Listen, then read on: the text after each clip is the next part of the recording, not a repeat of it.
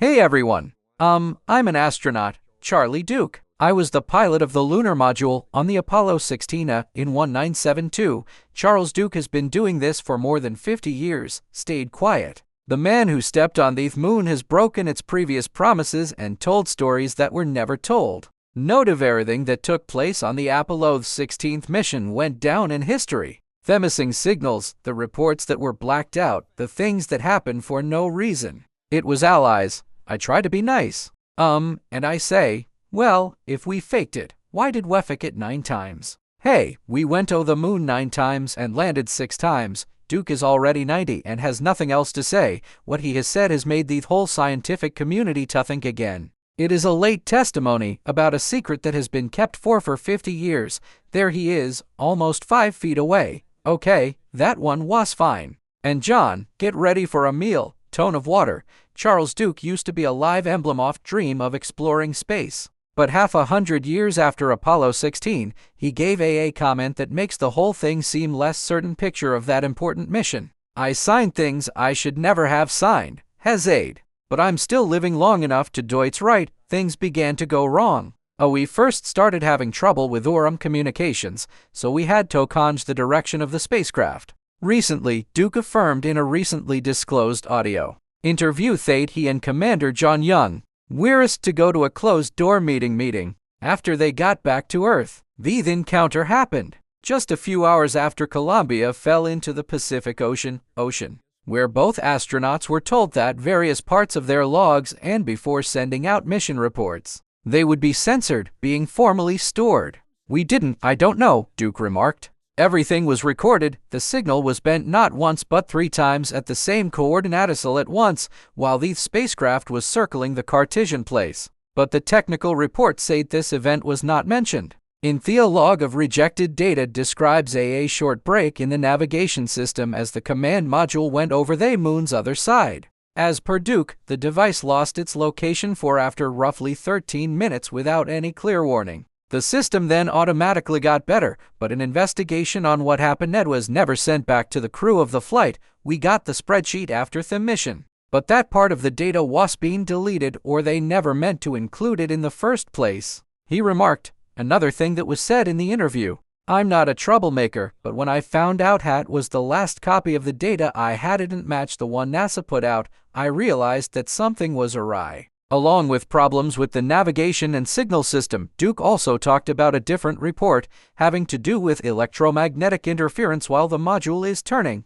According to he said that the frequency was not detected on the wave measurement tools on location, but this information was also not included in records that are official. He thinks this was planned. The management of information did not end at technical information. Duke talks about a note he wrote by hand from John Young that said, no talk about Southern Lights in orbit 2 as directed. This note also went away from the archives he went back to later in Houston. He stated he tried to get through the system, but the file was already reclassified with access codes that don't work. When Apollo 16 came back, everything was going according to plan for the people. But behind the press at conferences, information was kept very private, controlled. Duke remarked that someone once called him to the command office for chatting too a lot about the weird sense of the instrument flashing in the Descartes orbit. He was told to submit a report saying covered every technical event in a form that could be understood. When he refused to fix the details of the navigation mistake, he never sent his report added to the official record. I wasn't told to object. I was just told to. He told me to be quiet. Duke also did something else that was important, established that there were at least 2 transcripts of the recordings of the cockpit voice were changed before it came out. The first speech during the break was replaced with a normal voice track. Hecklems he heard the original tape in 1973 when he still had access. But these next year, the saved copy wasn't having the original audio. And Wath remarked that only what transpired on the moon truly started after they got out off module. The weird things that happened on the surface of the moon was something he could never forget. What he saw on the outside. Charles Duke didn't only talk about the strange things that happened while circling the moon. It was what he saw on the outside that actually bothered him for 50 years. During the second activity outside of the vehicle, Duke walked closer to the edge of a Little spotted a series of craters in Descartes tracks that go out in a straight line curve. The space between each mark was almost the same, cut deeply into tiny particles. Not like any other person footprint or rover wheel print, the Seth tracks weren't part of any terrain. The Apollo team had practiced simulations in. Duke put a sign at the spot that said made a note of it as a temporary marker in the mission log. Still, when he got back to the ship, he found that the saved coordinates did not match the map that was printed in the module. Hethan looked at pictures of the location, but pictures that were significant didn't make it apparent the odd place. I was sure I saw it, but the pictures just showed dust. Like responded, nothing had ever been there, also during the mission.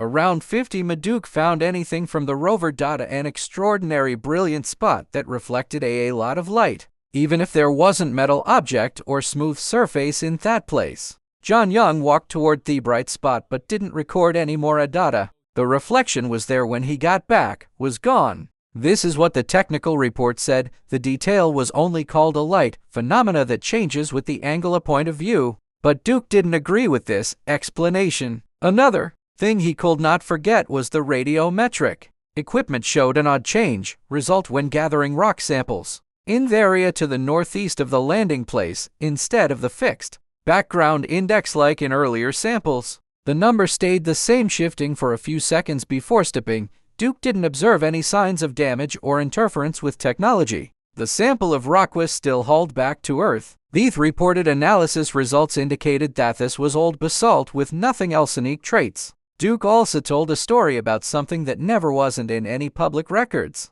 While working close to the crater marked Cat Crater, where he put the family photo, his vest camera lost its signal for roughly 90 seconds. The signal came back, and the picture's place had altered. He hated first, he held it horizontally. When height was face down when I looked again. The angle of the picture was definitely wrong. There was no shaking or moving during the moment the signal went out. The picture was still in the right place, but the stance was really different. Duke also says that there is a little note in his own handwriting diary that talks about how it feels some methane just left the area. This entry did not show up in any of the copies that were sent around. He just kept his notes I wrote for myself following the mission. The exact contents were neutralized in whole, however he did post an excerpt saying, "This is not like any land I have ever seen. There is something here, booty don't know what." Another point where that's important to note that the worn patterns on the rocky ground near Duke and Young were looking at didn't match the geological age estimations from later examination. Some samples had evidence of after being exposed to very high temperatures, although there wasn't a crater close to tell me where the heat comes from. Someone told me not to draw any conclusions without enough proof, but what we observed at the time didn't need a degree to show that something was strange. Duke says he still has it after all these years, a distinct picture of the location in my mind. The exact location is no longer public for privacy reasons. But he says that if someone were to travel back to the precise place where I was if they were standing, they would notice that nodal that was on the moon was normal. A lot of the Apollo 16 mission waste expedition was called a scientific success. Duke always thought there were items that never made it into the official history. All the information regarding the odd thing she and Young had at the survey site were brought down to standard descriptions. The pieces that were strange, unique, or hard to explain taken off before the records came out. There is no allusion to Duke from current archives, although he says that was made obvious in reports from within the time. He says these reports were either crossed out or turned down before they were saved. When he thought back to the answered, only, I stood in Island where it seemed like someone had gone before me, and when I got back, Duke couldn't get rid of the haunting thoughts about what he observed. But what dilemma weighed on him even more? To not say anything about it. The feeling that something was being kept from had tormented him deeply for decades, not because of what had happened on the moon, but because of how things were handled after he got back, taken care of after he got back. The real goal was silence. After Carly's Duke coming back from the moon was not the same person anymore. He kept up appearances and kept showing up in interviews and still spoke for NASA at big occasions, but internally he started to sense something eating away at him every day. Duke said that only a few weeks after the Apollo 16 mission, he started to have problems from not being able to sleep. He couldn't say why his thoughts was always racing. Even though his health didn't exhibit any signs of strangeness, he did it every time he closed his eyes, thought back to the time he stepped onto Cart's world, the things his eyes had saw but were told to forget. This is heavy, felt this way the whole time he was there. At Teen NASA. He was given a lot of key responsibilities, but he stopped being interested in new projects. He was in charge of technical meetings, often stayed quiet and didn't say anything, and even left out details about Apollo 16. A few co-workers thought he had a slight mental illness trauma from the stress. But Duke recognized that the true reason wasn't because off space, but because he had to be quiet. In his short time as Duke was the backup astronaut on Apollo 17,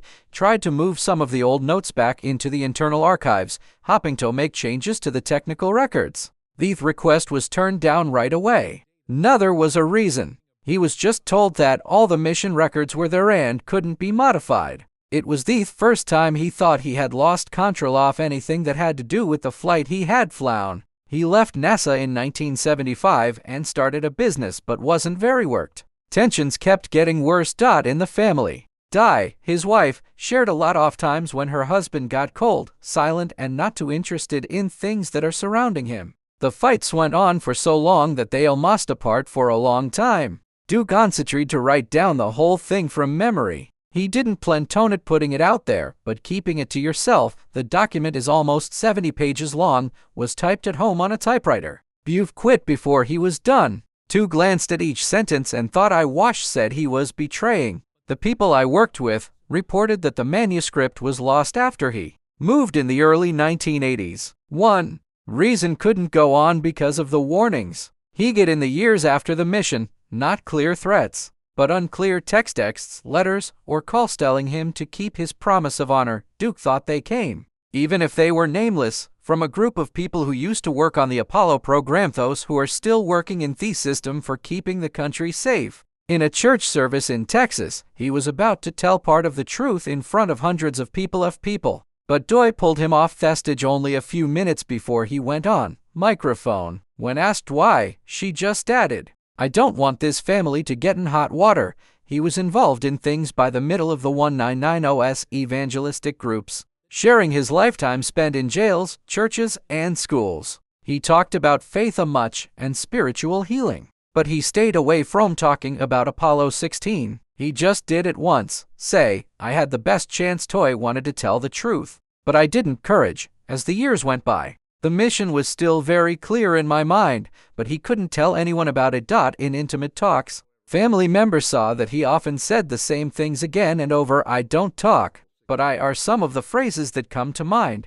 Remember, or they told me to keep it. I kept it a secret for too long. Recently, I had a private talk with a group of people who used to work with Duke, confirmed for the training center that first moment that he was free to do what he wanted. Be any clause that keeps things secret. When questioned why he waited so long, he just remarked, "I thought I was at the time doing the right thing, but as time passes he realized I was incorrect." While he didn't tell everything right away, he did lay the stage for a series of following revelations. Began with where he found his change, his path of faith. Faith never left the lunar module. When Charles Duke went NASA and formally retired, the first thing he did was not go back to find the public spotlight or say anything regarding the moon. He went to a little church with his wife, Dee, at a seminar. It was a moment that changed everything, a different turning point in his life. In the years that followed, Duke made it evident that going to the moon was not the most essential thing that had ever happened to him.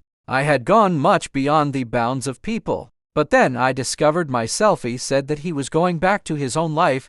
Instead than talking about, started to talk about faith instead of space. Duke and his wife began anew together on a trip to see churches, prisons, and schools to discuss about the inner metamorphosis, with a focus on themes of faith, healing, and forgiveness. He kept up with all of his appearances. One rule: he wouldn't tell the information about Apollo 16, not because he hadn't, because he had forgotten, but because he still felt it wasn't the proper time. A lot of folks were curious. A man who has stepped on the surface off the moon would want a simple life, being at religious meetings instead of pursuing his research. Duke always gave the same answer: "I have know enough about fame to know that it doesn't last, but the truth always lasts." Has said over and over again that there was a significant difference between what he experienced and what the technical said the record. Still, instead of facing it or denying it in public, Forrest chose to keep it all for many years himself and let his faith be his somion to help him get through that hard feeling. Duke has also made it known what his and others' own perspectives on the phenomena his teammates ran into. When someone asked about the chance of life from other planets, he did say I and didn't say yes or no. I don't think I saw aliens. I think I saw a section that we can't understand. In some private he talked about odd things in chats, strange things happening on the moon as an intervention of unknown provenance, but did not provide any clear explanation. He views what he has seen as a reminder of how little we know. Duke claims he hasn't said anything for a long time, not because he was afraid, but because he thinks that everything has its time, and with faith as the basis of his, doesn't worry about life anymore, talking about things that used to be put in the ground. And it was because of that confidence they've started to open up, which led Toto get to the bottom of things he had kept a secret for 50 years. The last thing he left. Of all the things Carl's Duke went to the moon, and one wasn't it in NASA's technical inventory his snapshot of the family. It was a little picture of him, his wife, and children, boys with big smiles. Duke put it there on the cool dark surface of the moon adjacent to a little cat crater is the name of this crater. He wrote on the back of the picture, "Family of astronaut Duke from Earth." The lunar landing took place in April 1972. He remarked that leaving the picture was an unanticipated personal act. But years later, Duke noted that it meant more than thought it would be. "I didn't think about it, just a memory," he said. "I left proof that I was there and that someone will see it after me."